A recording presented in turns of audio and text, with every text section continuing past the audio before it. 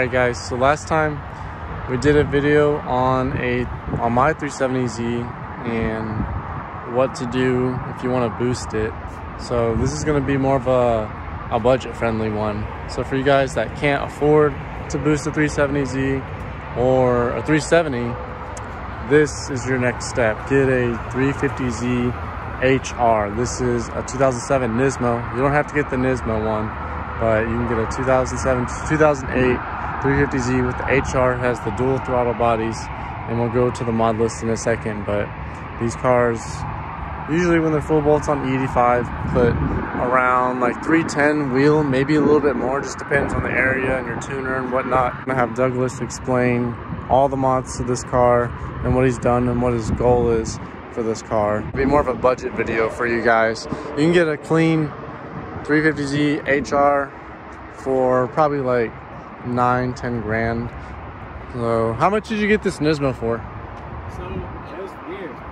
So I had another Z that I had, and that one got in a wreck because someone T-boned me. And so basically I had a friend at the time that had this car and hydrolocked the motor. So it was blown and he wrecked the whole front end. And so I basically traded him my piece of shit Z for this thing with a knocking motor. The rod was completely detached. And I just bought like a motor for $1,200 and I threw it in. I bought some front end parts and then got all the parts at the same time, tuned it, and it was ready to go. So I basically got it for like $6 grand. Okay. Which was not a lot at all. Very lucky. So basically what's done, I have the engine, 2.5-inch intakes.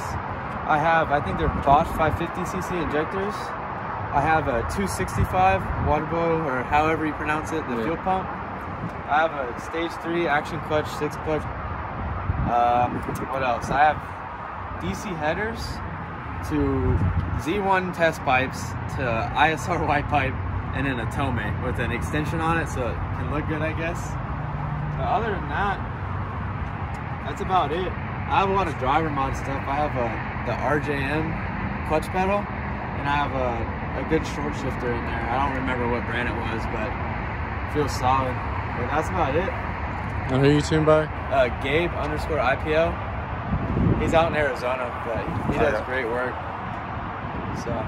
And what's the future goals for this car? Boosted. Do you know? In like 2 months. So as soon as this thing gets back from paint, I'm about to send it in like 2 weeks, and hopefully I'll have a sick custom rear mount and pushing around 600 wheel until I build the block that I have that's hydrolock. And how much can these blocks take stock?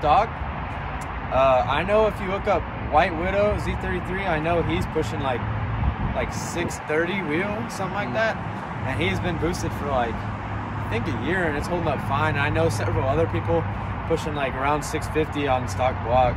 They will go out though. Like I know. So that's not a reliable number? No. What would be a reliable number? Is like 5 something? Anything less than like 570. Okay. So if you're pushing like 500, it'll last you probably years upon years, as long as you're not like absolutely beating the shit out of it.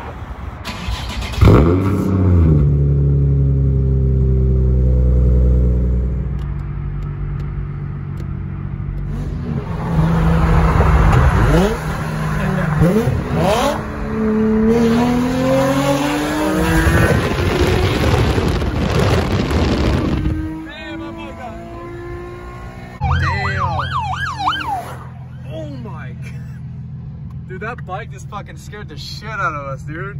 Yeah. Why is he even trying? He's not gonna catch that bike. Yeah, he could have killed some family of 5 in a minivan going through this damn red light. Jesus. Alright, so we moved to a different spot, did some pulls, and we forgot some things to say that's done to the car also. So Douglas is gonna say what else he forgot to say. So I forgot to say I have a diff brace on the rear. I have the upgraded Z1 diff cover. I have solid mounts from the diff, the trans, and the engine mounts. But other than that, I think that's it for the car. Simple stuff like rotors and stuff like that, but that's not really performance mods. I need to get the Brembo's powder coated because that shit would look sick. Yeah. If you had to start over, or for someone that wants and a 350Z HR, never had one, is trying to learn and get one, what would you advise? Like if they want to get one? So basically what I would say, when you get into the 350C gang, like everybody's like, oh, full bolt-on, NA, like NA King and stuff like that. But honestly, just get like a cat back exhaust, like a Tomei or something nice, ISR. I had ISR. I personally liked it more than the Tomei. Get like intakes, exhaust, a tune maybe, but really just really drive the car, learn the car. When you're downshifts, have fun with it, rolling like nice roads, but really just save your money for boosts. Like honestly, I feel like when I had nitrous, that shit was so much more fun. Like I can't explain it. Like, yeah. And plus all the guys are arguing, they're trying to race you all the time, you're getting yourself in trouble. So for someone that can't boost it, but they can do bolt-ons, just bolt-ons? drive the car, dude. It really doesn't do too much more, and it's just gonna put too much hype in your mind. I don't know. I mean, you'll pick up, I mean, like if you do long tube headers, 3-inch intakes, full cat back, single exit, yeah, E85 tune, you're breaking 300 wheel. Barely.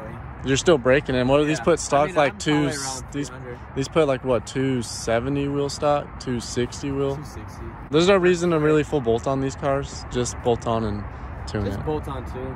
Really, like when I added E85 and all that, like. Did you feel a difference with E85? Kinda. It's more for the smell. That shit smells crazy. Okay.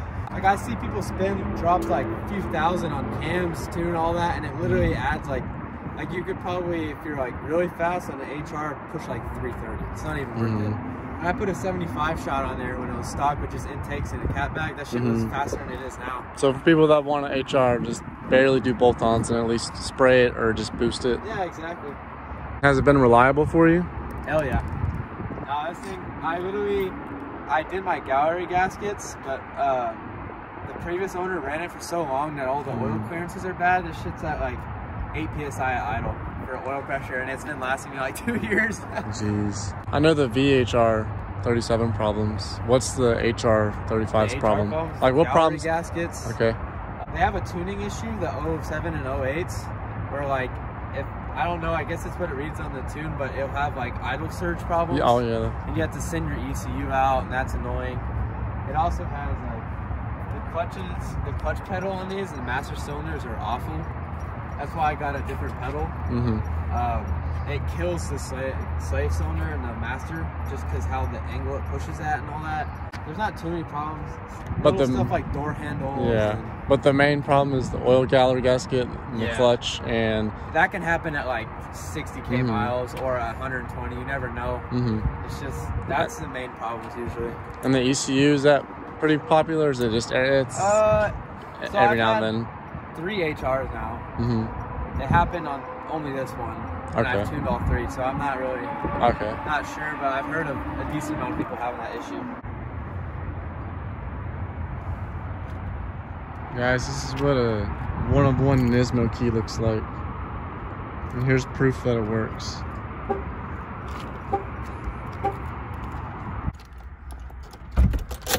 You know what's funny? This is the first time I've ever sat passenger in my car.